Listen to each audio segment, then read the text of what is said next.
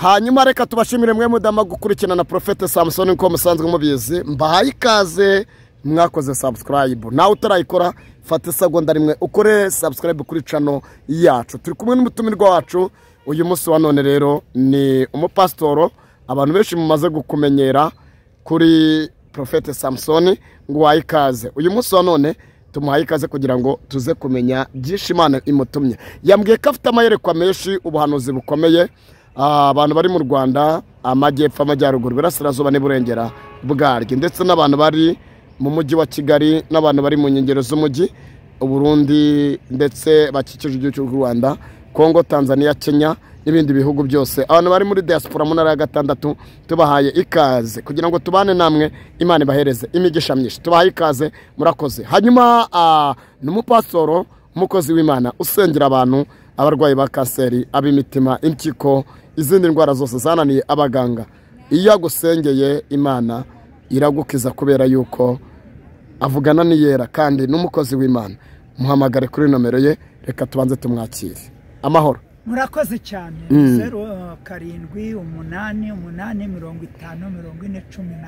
0788504014 Munyaneza Nowa Imana ibishimye Munyaneza Nowa umeze uti Nowa umeze gute ndaho ndashimira Imana none ndi kukubona mu mitaka niba ari imanukishije mu gicu niba none umanutse mu ijuru ntago mbizi ndabona none ufite umutaka ariko nawe none uransetse impamvu uyu mutaka ngufite no kugira ngo mbabwire ngo buri wese agira umutaka muzima kuko imitaka y'abantu yatobotse Uwitekaje kugira ngo ayunge haleluya abatabishaka noneho itubagurike burundu mu izina rya Yesu no wandagira ngo banze dusengere mbere y'ibindi urakoze cyane mu izina rya Yesu haleluya datudukunda umurengezi w'ibyaremwe byose Imana ishimwe ijuru ni intebe yawe si ni intebe y'ibirenge byawe yego tuzakubakira nzu cyaho uzaturaza bari hano ki ni mu mitima y'abera ngahesha icyubahiro umwuka wera ganze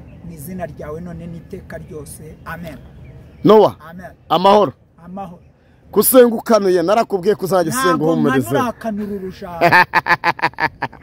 nagusabye kuzajya usenga uhumirije ariko byarakunaniye wambabariye ko na muri komite abantu babyanditse baravuga ngo ariko uyu mupasiteri usengukanuye yajya ahumiriza ko ariko Yesu avuga nge ndareba yego hanyuma nyakubahwa Pastor Nowa umukozi w'Imana nyakubahwa n'Imana kubera iki kandi birivuga ngo twubaha abakubahwa ndumu yahamagaye itoranyije ngo nyikorere mbane nayo nyiheshe icyubahiro nanjye mpeshe icyubahiro ntabwo ari njye wabwa icyubahiro yego Nowa turakwakire cyane ku bakunzi bawe bakubonye none ndetse n'abamaze iminsi bakubona kuri Prophet Samson niki kintu wababwira icyo nababwira ndagisubiramo igihe kirageze ngo abantu basaba Imana ibahe umutaka muzima nabi yatobotse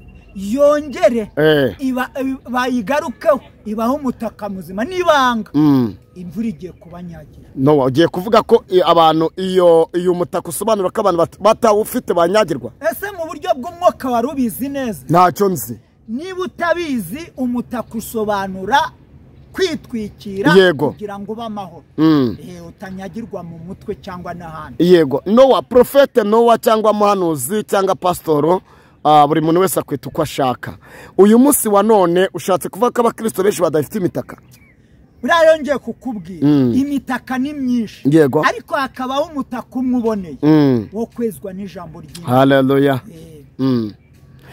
wambwira ati iki kimenyetso cy'umutaka nazanye cyangwa se kuba mfite umutaka hari abakristo benshi wambwiye ko ari n'inzozi z'abantu ugiye ufite nakubwiye ndabisubira hari umutaka yego wabejejwe hakaba umutaka wabakizwa hakaba n'umutaka wabasubiye inyuma kugira ngo wongere usanwe ube muzima rero nicyo nawuzaniye kugira ngo mbereke batagira ngo ni puranga cyangwa niki kuko iyo ufite umutaka muzima ntabwo izuba ryica umwana kandi nawe ntabwo rikwica rero aho bihuriye nuko imana ikoresha ibimenyetso n'ibitangaza. Nanjye rero naje gukoresha ibimenyetso n'ibitangaza muri iki gihe cya none tugezemo, dore ko abantu benshi batari kwemera Imana. Ubwo rero turaza kukwita papa bimenyetso. Njyewe ndi umuhamagawe n'Imana kugira ngo nerekane imirimo y'Imana. Erega Pastor Nowa ntago tuza kumenya, turatandukanye. Ntago ndi bimenyetso, ntago turaza kumenya. Nta bimenyetso ni benshi. Hari n'ababimenyetso setabi, hari n'ababimenyetso nzoga, hari n'ababimenyetso busambanyi, hari babimenyetso batukanye, hari babimenyetso basize ibiso. Njyewe ndi uwahamagawe. Haleluya. Ijambo ry'Imana. Hanyuma wavuze ati mfitiye ubuhanuzi Abanyarwanda ndetse n'Abarundi n'Abakongomani. Nubuye buhanuzi wumva? Uyu mutaka utaritwikira umutaka w'Uwiteka agiye kunyagira.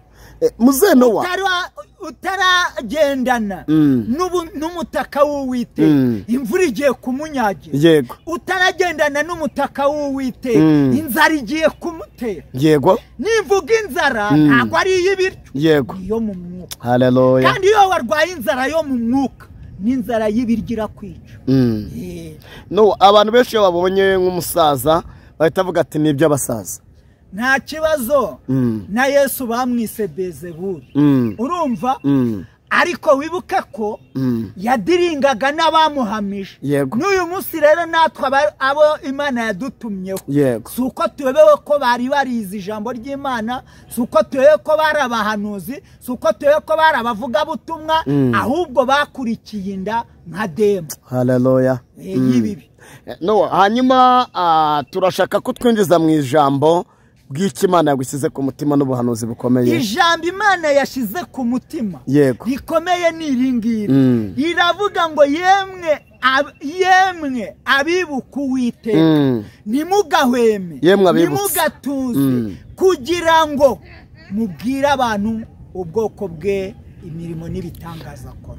Nowa, kubera iki? Kubera abantu benshi bamwe mu bahanuzi bajya berekwa ko umuntu yakoze ibyaha, abandi bimeze gutya, ugasanga umuntu niba yasambanye, abantu benshi bafite icyaha cy'ubusambane cyo cyaha gikomeye, ugasanga umuntu bari kumwihanisha bikomeye. Kera twe twabanaga n'abantu babacisha mu madirishya, abandi iki. Ese koko tubwizanye ukuri, bavuga ko Yesu yaziye abarwayi ataziye abazima.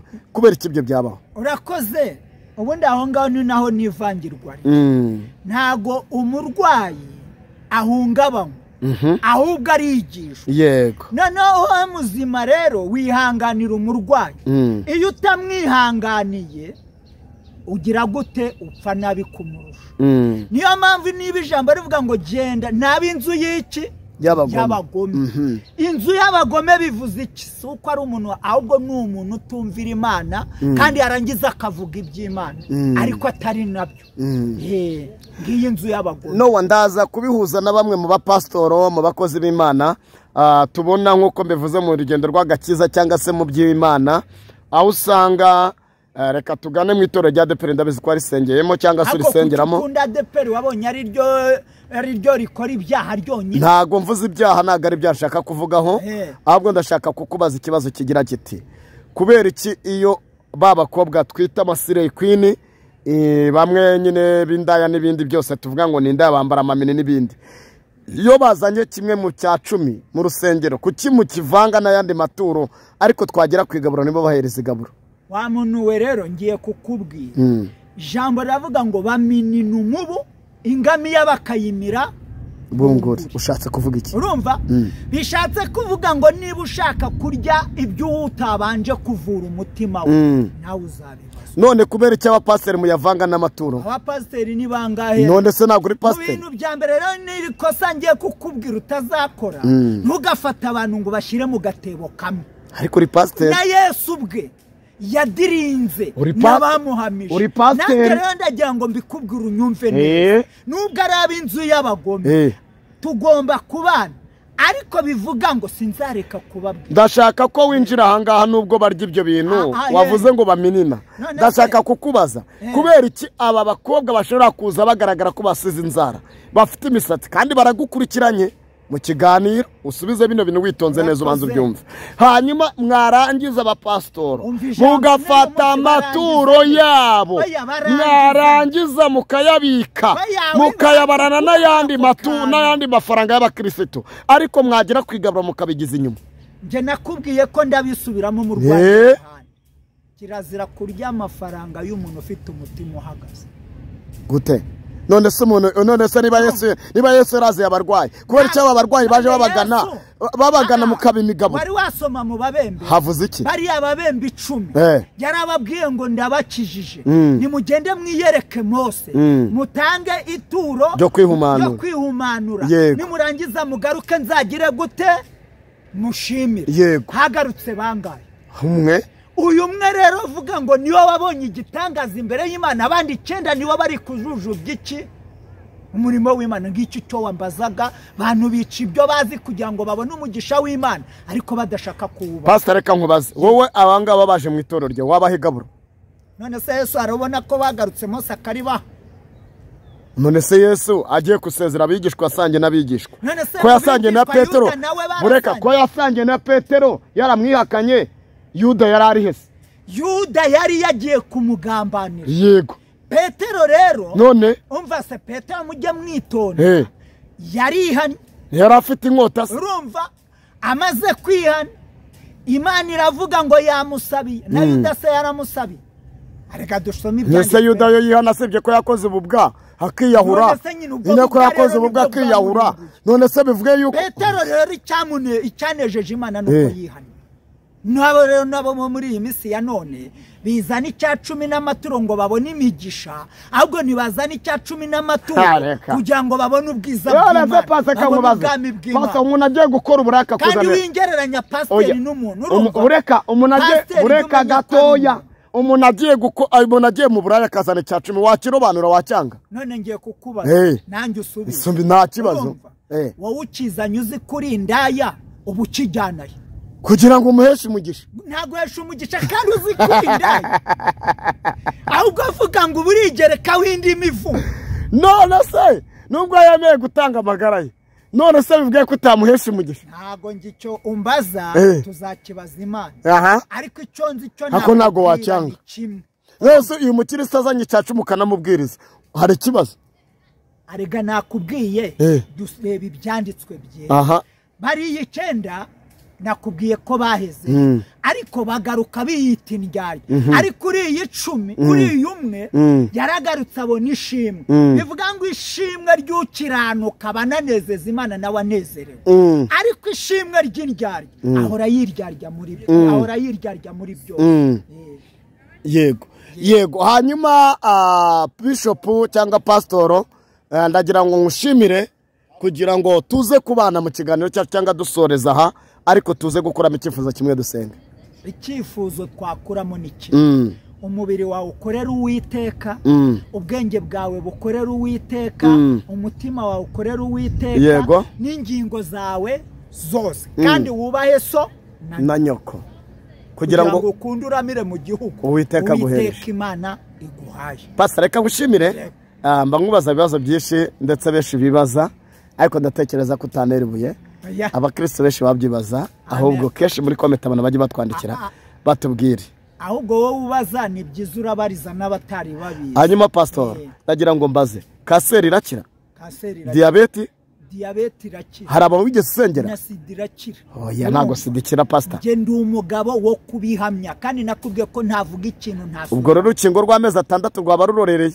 urumva yego oya ibyo byo numbaze buri wese uko yizera bimuhanira twamaze kubona yuko hagiye kuzindanga muntu nshya atangiye guhamura abantu irangamuntu nshya aho nakubwira nejo bundi witwa Rutayisira yivuzeho ariko ufite umwanzuro yego wicagomba guhamanya na yego na mu gihe cyashize nakubwiye ko kwizera ari k'umuntu ku giti cye kandi no gukora ibyaha n'iby'umuntu ku giti cye niyo mpamvu byatumye nitwaza uyu mutaka kugira ngo mbereke ko uzaba mu mutaka azabana akaba mu bwihishe nabo ubona barimo kugira babatuka ngo ni ikigoryi ibigoryi cyaba babwira ngo ni igicucu bakajya genda usome Zaburi ya 91 hari n'abavuga uba mu gicucu cyisumba byose uwo nguwo azaba mu gicucu cyishobora byose urumva umuntu abagutuye harimo ko mu mutwe ntago bamenya icyo ubuhanuzi buri harimo n'abagaruka bakavanga ururimi rwanyereye urumva uwo ngo uvuga ngo rwanyereye ni urunyereza